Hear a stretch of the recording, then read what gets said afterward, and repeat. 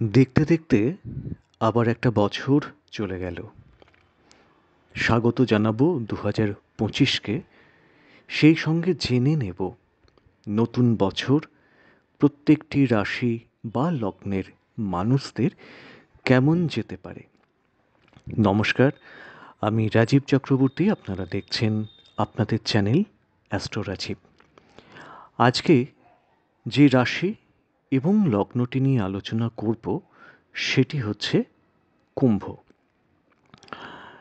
যারা আজকে নতুন দেখছেন তাদেরকে স্বাগত জানাই, বলবো চ্যানেলটি সাবস্ক্রাইব করে নিতে, কারণ প্রত্যেক মুহূর্তের আপডেট পেতে চ্যানেলটি কিন্তু সাবস্ক্রাইব করে নেওয়া প্রয়োজন। পাশে থাকুন, সঙ্গে থাকুন। মাসিক রাশিফল তো পাবেন, সেই সঙ্গে সঙ্গে ধর্ম আলোচনা, বিভিন্ন ভিডিও আপনাদের সামনে আসবে, বিভিন্ন তীর্থক্ষেত্রের বা জ্যোতিষ বিষয়ক। কেমন লাগছে অতি অবশ্যই জানাবেন। ফোন নাম্বার, হোয়াটসঅ্যাপ নাম্বার থাকছে, চাইলে যোগাযোগ করতে পারেন। চলে আসব মূল যে আলোচনা। কুম্ভ রাশি, কুম্ভ লগ্নের রাশিতেই শনিদেব অবস্থান করছেন। ফলত কুম্ভ রাশির ক্ষেত্রে 7.5 চলছে, সেটা আপনারা জানেন। এবং 25 সালে শনিদেবের অবস্থান বদল হচ্ছে। তিনি কুম্ভ রাশি থেকে মীন রাশিতে তিনি পদার্পণ করবেন। ফলে কুম্ভ রাশির 7.5 যে অন্তিম পর্ব সেটি শুরু হবে। এই 25 সালেই আরও দুটো ট্রানজিট অত্যন্ত গুরুত্বপূর্ণ হয়ে আসবে। এক, রাহু এবং কেতু ট্রানজিট, এবং মের 15 তারিখের পর দেবগুরু বৃহস্পতির ট্রানজিট। তিনি কুম্ভ রাশি সাপেক্ষে চলে আসছেন পঞ্চম স্থানে এবং সরাসরি নবম দৃষ্টিতে কুম্ভ রাশি, এখানে তার দৃষ্টি থাকছে। ফলত যেটা হতে পারে, দেবগুরু বৃহস্পতি আপনাদের ধনপতি, দ্বিতীয়পতি, এবং অতি অবশ্যই কিন্তু আপনাদের একাদশ অধিপতি, অর্থাৎ আয়, লাভ, সাফল্যের অধিপতি। এইবার যেহেতু 7.5 একটা পর্যায়ে চলছে, তো 7.5 একটা চাপ বা প্রেশার কুম্ভ রাশির উপরে কিন্তু আছে। কুম্ভ রাশি শনিদেবের নিজস্ব ঘর, মকর রাশিও শনিদেবের নিজস্ব ঘর। কুম্ভ রাশির ক্ষেত্রে শনিদেব কিন্তু আনন্দময় অবস্থানে অবস্থান করেন, এটি শনিদেবের খুব প্রিয় ক্ষেত্র।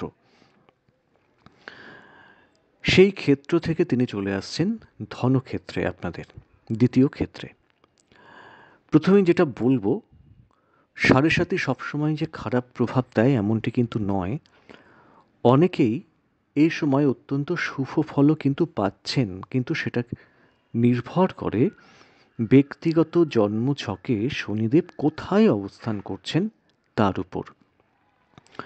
তো ব্যক্তিগত জন্মছকে আপনি যিনি কুম্ভ রাশির বা কুম্ভ লগ্নের জাতক জাতিকা শুনছেন, কোথায় আপনাদের শনিদেব অবস্থান করছেন এটা তো আমি জানি না। তো যেটা বলছি সেটা হচ্ছে গোচরগতভাবে একটা সার্বিক রাশিফল।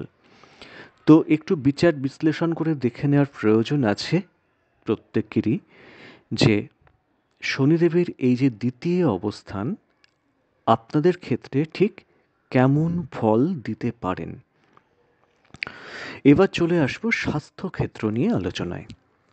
দেখুন, রাশি অধিপতি যতদিন রাশিতে ছিলেন ততদিন কিন্তু স্বাস্থ্য নিয়ে খুব বেশি উদ্বেগ থাকার কথা নয়। হ্যাঁ, টুকটাক যে সমস্যাগুলো থাকে সেটা 7.5 কারণে আসে, বিশেষত মানসিক সমস্যা। দ্বিতীয় ক্ষেত্রে বলবো একটু ব্যথা যন্ত্রণা, দাঁতের হাড়ের এই যে সমস্যাগুলো সেগুলো আসার কিন্তু সম্ভাবনা থাকে। সেগুলো কম বেশি 7.5 ক্ষেত্রে অনেকেই ভোগেন। তবে এটাও ঠিক, মেষ, সিংহ, কর্কট বা বৃশ্চিক রাশিতে 7.5 যতখানি বেশি ফল দেন, কুম্ভের ক্ষেত্রে ততখানি হয়তো দেন না। কিন্তু আপনারা যারা 7.5 মধ্যে দিয়ে যাচ্ছেন তারা তো বুঝতেই পারছেন 7.5 জিনিসটি ঠিক কী। স্বাস্থ্যক্ষেত্রে যখনই শনিদেব চলে যাচ্ছেন দ্বিতীয় ক্ষেত্রে, মন বা মানসিকতার ক্ষেত্রে কিন্তু চাপ একটু বাড়বে। এই বছরই রাহুর অবস্থান চলে আসছে আপনাদের কুম্ভে। ফলত ব্যথা যন্ত্রণা তার একটা প্রকোপ থাকবে,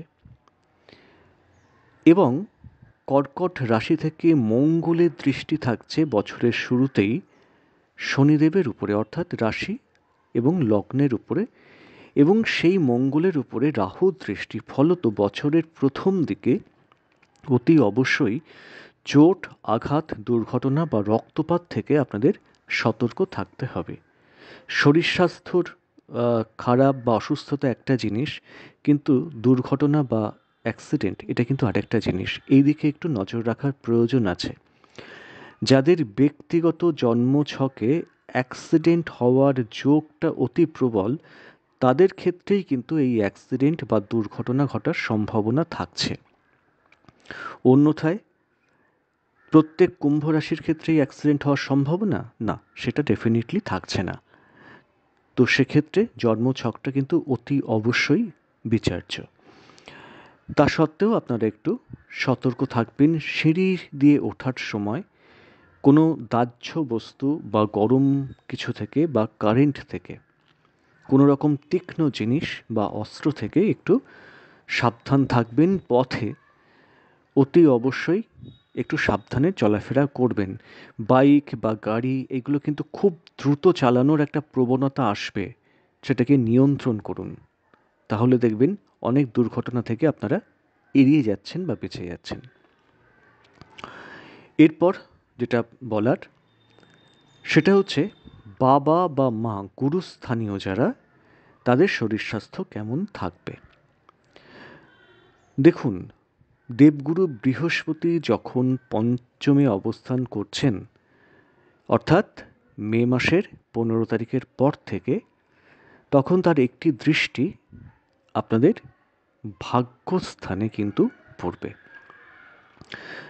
এই নবম ক্ষেত্র থেকে আমরা গুরুজনের হেলথ বুঝি বা গুরুজনকে বুঝি। তো গুরুজনের স্বাস্থ্য নিয়ে টুকটাক কোনো সমস্যা ডেফিনেটলি আসবে, কিন্তু সেটা খুব মারাত্মক লেভেলে যাওয়ার সম্ভাবনা কিন্তু তুলনামূলকভাবে কম। তবে মায়ের শরীর, মায়ের স্বাস্থ্য এগুলো নিয়ে কিন্তু একটু উদ্বেগ ডেফিনেটলি থাকছে। কুম্ভ রাশি অনেকেরই বাবাকে নিয়ে কিন্তু বেশ উদ্বেগের মধ্যে আপনাদের কাটছে। বাবার হেলথ নিয়ে বিশেষতভাবে মে মাসের পর থেকে উদ্বেগ কিছুটা কমবে। কুম্ভ রাশি ভালো থাকবেন একদম বছরের শুরুয়াত যে সময়, সেই সময় থেকে। ভাগ্যবতী অবস্থান করবেন, শুক্রদেব অবস্থান করবেন কুম্ভ রাশিতেই। ভাগ্যের সহযোগিতা ডেফিনেটলি পাবেন, এবং এই ক্ষেত্রে কিছুটা অগ্রগতি আপনাদের দৃষ্ট হচ্ছে বছরের শুরুতে বা শুরুয়াতে। জানুয়ারি, ফেব্রুয়ারি আর্থিক দিক থেকে তুলনামূলকভাবে কিন্তু শুভ আশা করা যাচ্ছে। কুম্ভ রাশির সন্তান বা যারা গর্ভবতী মায়েরা আছেন, প্রথমে গর্ভবতী মায়েদের কথা বলি। যারা গর্ভবতী মায়েরা আছেন তাদের চিন্তার বিশেষ কোনো কারণ দেখা যাচ্ছে না, কিন্তু সন্তান ক্ষেত্র নিয়ে তারা ঠিকঠাক থাকবে। তাদের একটু বদমাইশি বা দুষ্টুমি এগুলো হয়তো বাড়তে পারে, বা তাদের মতিগতির দিকে একটু নজর রাখার প্রয়োজন থাকবে। এর বাইরে কিন্তু তেমন কিছু নয়। চলে আসি অর্থ, যেটা সবচেয়ে মারাত্মকভাবে ভুগছেন কুম্ভ রাশির জাতক জাতিকা। অপচয়, অপব্যয়, হঠাৎ হঠাৎ খরচ, এইগুলো তো হচ্ছে, দীর্ঘদিন ধরেই হচ্ছে। বিশেষত ধরুন আমি বলবো 23 সালের নভেম্বরের পর থেকে কিন্তু এই যে অপব্যয়, হঠাৎ খরচ, বাজে খরচ, এইগুলো বেশি হচ্ছে। এই যে কুলোনো, একজন হয়তো 1 লাখ টাকা প্রতি মাসে রোজগার করেন, একজন 10,000 টাকা রোজগার করেন, 15,000 টাকা রোজগার করেন, যে যেভাবেই রোজগার করুন, কিন্তু সে কিন্তু কোনোভাবেই লাগাম দিতে পারছেন না খরচে বা কুলোতে পারছেন না। এই ব্যাপারটাও কিন্তু থেকে যাচ্ছে কুম্ভের 25 সালেও। প্ল্যানেট পজিশন যা দেখা যাচ্ছে, প্রথমত দেখা যাচ্ছে দ্বিতীয় রাহু, এবং সেখানে ট্রানজিট করে যাচ্ছেন শনিদেব, এবং শনিদেব যেখানে যান সেই জায়গাটাকে একটু মন্থর করে দেন। ধনক্ষেত্রে তিনি গিয়ে ধনস্থানটাকে কিন্তু একটু মন্থর করে দেবেন, যার জন্যে টাকা পয়সা খুব বুঝে কিন্তু খরচ করতে হবে। এবার টাকা পয়সা আসে কোথা থেকে? সেলফ প্রফেশন, চাকরি বা ব্যবসা থেকে। প্রথমেই বলবো চাকরি, যারা নতুন চাকরি খুঁজছেন, একদম ফ্রেশার্স, তাদের ক্ষেত্রে কিন্তু নতুন কর্মযোগ সৃষ্টি হচ্ছে, তারা চাকরি পেতে পারেন, সে সংযোগ কিন্তু আছে। কিন্তু যারা চাকরি করছেন তাদের পদোন্নতি বা প্রমোশন যদি বছরের প্রথম দিকে, একদম জানুয়ারি মাসের দিকে না হয়, তাহলে এই বছরটা কিন্তু খুব একটা আশা করার মতো বা উল্লেখ করার মতো বছর নয়। যাদের ব্যক্তিগত জন্ম ছকে অত্যন্ত পজিটিভ কিছু দশা অন্তর্দশা চলছে, ধরুন শুক্রের দশা চলছে, ভাগ্যবতীর দশা চলছে, তাদের ক্ষেত্রটা অবশ্য আলাদা, না হলে কিন্তু একটু চাপ দেখাচ্ছে। এবার বলবো ব্যবসা ক্ষেত্র কেমন যাবে। দেখুন, ব্যবসা ক্ষেত্রটা কিন্তু মন্দের ভালো, খুব যে ভালো যাবে এমন কথা হলপ করে বলা যাচ্ছে না, বিশেষত দ্বিতীয় ভাগে। পার্টনারশিপ ব্যবসার ক্ষেত্রে কিন্তু সতর্কতার প্রয়োজন আছে। যারা সেলফ প্রফেশনে আছেন, বিশেষত কালচারাল লাইনে আছেন, তারা কিন্তু এই বছরটা তুলনামূলকভাবে ভালো সুযোগ পাবেন এবং সেক্ষেত্রে আয় বা উন্নতি এটা কিন্তু দেখা যাচ্ছে। প্রথমেই বলবো এই বছরটা টাকা ধরে রাখার বছর। শখ শৌখিনতার পেছনে বা ইচ্ছা করলেও দুমদাম কিছু খরচ কিন্তু করবেন না, তাহলে ভবিষ্যতে কিন্তু সমস্যা আসতে পারে। এবার চলে আসবো স্থাবর সম্পত্তি বা এই সমস্ত ক্ষেত্রে।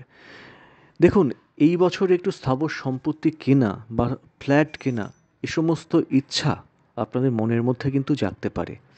কিন্তু যাদের যতটুকু না হলেই নয়, তার বাইরে কিন্তু যাবেন না। প্রয়োজন না থাকলে ফ্ল্যাট দুম করে কিনে ফেললেন, এটা কিন্তু যাবেন না, কারণ পরবর্তী ক্ষেত্রে সেই টাকা শোধ করার ক্ষেত্রে কিন্তু চাপ আছে বা চাপ বাড়বে।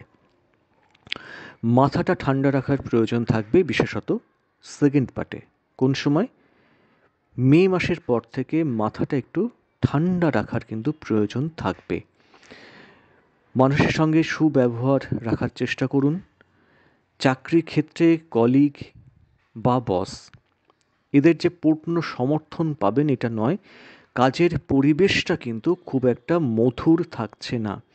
তবে যেহেতু ভাগ্যস্থানে দেবগুরু বৃহস্পতির একটা দৃষ্টি থাকছে, একেবারে টপ লেভেলে যারা আছেন তাদের কিছুটা সমর্থন বা আনুকূল্য সেটা ডেফিনেটলি মিলবে। চাকরি চলে যাওয়ার মতো সমস্যা কি কিছু থাকবে? চাকরি চলে যাবে এই রকম কোনো ক্ষেত্র কিন্তু তেমনভাবে দেখা যাচ্ছে না। যাদের ব্যক্তিগত জন্ম ছকটা যদি না খুব দুর্বল বা কর্মস্থানটা ড্যামেজ হয়ে থাকে, তাহলে কিন্তু তাদের ক্ষেত্র আলাদা, আদারওয়াইজ চাকরি চলে যাওয়ার মতো কোনো অবকাশ দেখা যাচ্ছে না। ফাটকা বা লটারি যারা কাটেন, বলবো এই বছরটা তেমনভাবে না আশা করাই কিন্তু ভালো। চলে আসবো আইন আদালত কোর্ট কাছারি। আইন আদালত কোর্ট কাছারির রেজাল্ট খুব বিরুদ্ধে যাওয়ার মতো নয়, বরং বলবো মে মাসের পর থেকে কিন্তু এক্ষেত্রে আপনারা সাকসেস পাবেন বা অনুকূলেই রায় থাকবে আশা করা যাচ্ছে। হ্যাঁ, ডেটের পরে ডেট পড়বে, সেটা হয়তো একটা বিষয়, একটু জিনিসটা লেন্দি হবে প্রসেসটা, কিন্তু আলটিমেট কিন্তু আপনাদের অনুকূলেই ব্যাপারটা থাকবে আশা করা যাচ্ছে। কবে? না, মে মাসের 15 তারিখের পর থেকে। এইবার চলে আসবো সম্পর্ক ক্ষেত্র। দেখুন, সম্পর্ক ক্ষেত্র নিয়ে কুম্ভ রাশি এমনি একটু উদ্বেগে আছেন। তো কি পরিবেশ বলুন, কি আত্মীয় স্বজন বলুন, কোথাও তো একটা ভুল বোঝাবুঝি হচ্ছে এবং আত্মীয় স্বজনদের স্বরূপ সেটা তো আপনারা চিনতে পাচ্ছেন বা দেখতে পাচ্ছেন। তো এটাই হচ্ছে সাড়ে সাতির একটি শিক্ষা, যে শিক্ষা আপনাদের দেখিয়ে দেবে কে আপনাদের মিত্র, কে আপনাদের শত্রু। চিনে নিন, শিখে নিন। এই বছরটাও কিন্তু গত বছরের মতোই যাবে। যেহেতু রাশিতে রাহুর অবস্থান থাকছে এবং দ্বিতীয় শনির অবস্থান থাকছে, সেহেতু যারা বিবাহিত রমণী আছেন বা আমাদের মা দিদিরা আছেন, তাদের বলবো শ্বশুর বাড়ির দিক থেকে কোনো স্বজনের থেকে কোনো রকম ঝঞ্ঝাট কিন্তু ক্রিয়েট হতে পারে। একটু মাথা ঠান্ডা রাখুন, ধৈর্য ধরে মিটিয়ে নিন, এটাই আপনাদের আমি বলবো। আত্মীয় স্বজন থেকে একটু দূরে থাকাই বাঞ্ছনীয়, বা সেটা প্রয়োজন আছে। এবছর প্রেমের ক্ষেত্রটা কিন্তু আপস অ্যান্ড ডাউনস চলবে, খুব যে ভালো চলবে এমন কিন্তু নয়। সেদিকটা একটু নজর দেওয়ার প্রয়োজন ডেফিনেটলি থাকবে। যদিও মে মাসের পরে দেবগুরু বৃহস্পতি পঞ্চমে আসবেন, যেখান থেকে আমরা প্রেম বিচার করি, কিন্তু সেক্ষেত্রেও কিন্তু একটু বাধা বিঘ্ন থাকবে, একটু আপস অ্যান্ড ডাউনস থাকবে। তবে নতুন প্রেমের সংযোগ কিন্তু এই বছর দেখা যাবে। দাম্পত্য ক্ষেত্র মোটামুটি থাকবে, খুব যে আরামদায়ক বা সুখকর এটা বলবো না, কিন্তু মাঝে মাঝে দাম্পত্যের যে বন্ডিং, সেই বন্ডিংটা কিন্তু ভালো থাকবে, সেটা মাঝে মাঝে। এবার দেখুন, টুকটাক অশান্তি ঝামেলা কোন সংসারে হয় না, কোন দম্পতির মধ্যে হয় না, এটাকে খুব বাড়তে দেবেন না। কারণ রাহু এবং কেতু কিন্তু সমসপ্তমে থাকবেন, যার জন্যে একটু সতর্ক থাকার প্রয়োজন থাকবে মধ্যভাগের পর। কোনো কিছুকেই, মানে কোনো দাম্পত্য অশান্তিকেই মাথার উপরে উঠতে দেবেন না, আলোচনায় মিটিয়ে নিন। বিয়ের ক্ষেত্রে যা কিছু করবেন মে মাসের আগে করুন। তারপরে কিন্তু বিয়ের ক্ষেত্রে যোগাযোগের ক্ষেত্রে একটু ঘাটতি হওয়ার সম্ভাবনা থাকছে, বা বিয়েতে বাধা পড়ে যাওয়ার সম্ভাবনা থাকছে। যাদের খুব স্ট্রং বিয়ের যোগ থাকবে ব্যক্তিগত জন্মছকে, সেক্ষেত্রে বিয়ের সম্ভাবনা থাকবে। তবে বলবো অতি অবশ্যই কাউকে দিয়ে জোটক বিচার করিয়ে তবে কিন্তু বিয়েতে এগোনোটা প্রয়োজন, না হলে কিন্তু ভুল হয়ে যাওয়ার একটা সম্ভাবনা ডেফিনেটলি থাকবে। সপ্তমে কেতু এবং সেখানে সপ্তমে রাহু দৃষ্টি, বি কেয়ারফুল। এবার চলে আসবো লেখাপড়ার ক্ষেত্রে। এই লেখাপড়া, বিশেষত উচ্চবিদ্যা, মধ্যভাগের পর থেকে কিন্তু এক্সেলেন্ট ফল পাবেন। যারা উচ্চবিদ্যার সঙ্গে জড়িত তারা এক্সেলেন্ট ফল পাবেন। উচ্চবিদ্যা থেকে ক্যাম্পাসিং হতে পারে এবং সেখান থেকে চাকরির যোগাযোগ হয়ে যাওয়ার কিন্তু সম্ভাবনা ডেফিনেটলি থাকবে। কাদের? কুম্ভ রাশি বা বিশেষত কুম্ভ লগ্নের জাতক জাতিকাদের। নিম্নবিদ্যা, অর্থাৎ আমরা যেটা উচ্চ মাধ্যমিক পর্যন্ত বলি, সেই জায়গাটা কিন্তু একটু ডিস্টার্ব দেখাচ্ছে। মন বা মানসিকতা, সেটা নিয়ে কিন্তু একটু চাপ থাকবে, একটু ডিপ্রেশন আসতে পারে। এটাকে সরিয়ে দিন, একটু পরিশ্রম করুন, দেখবেন তুলনামূলকভাবে কিন্তু ভালো ফল পাবেন। তবে যতটা কাঙ্ক্ষিত ফল আপনারা চাইছেন ততটা না এলেও কিন্তু ভালো ফল আসবে। গবেষণা যারা করেন তাদের ক্ষেত্রে কিন্তু কম বেশি একটু বাধার যোগাযোগ দৃষ্ট হচ্ছে বা দেখা যাচ্ছে। তো এই জায়গাটা কিন্তু যেটা করতে হবে সেটা, ওই যেহেতু ভাগ্যস্থানে দেবগুরু বৃহস্পতির দৃষ্টি থাকবে, মেন্টররা সহযোগিতা করবেন, তাদের সহযোগিতা নিয়ে একটু পরিশ্রম করুন, সেক্ষেত্রে উতরে যাওয়ার সম্ভাবনা আছে। মোটামুটি সব দিক কভার করে দিলাম আশা করি। তো আজকে এ পর্যন্তই। কেমন লাগলো জানাবেন। নমস্কার।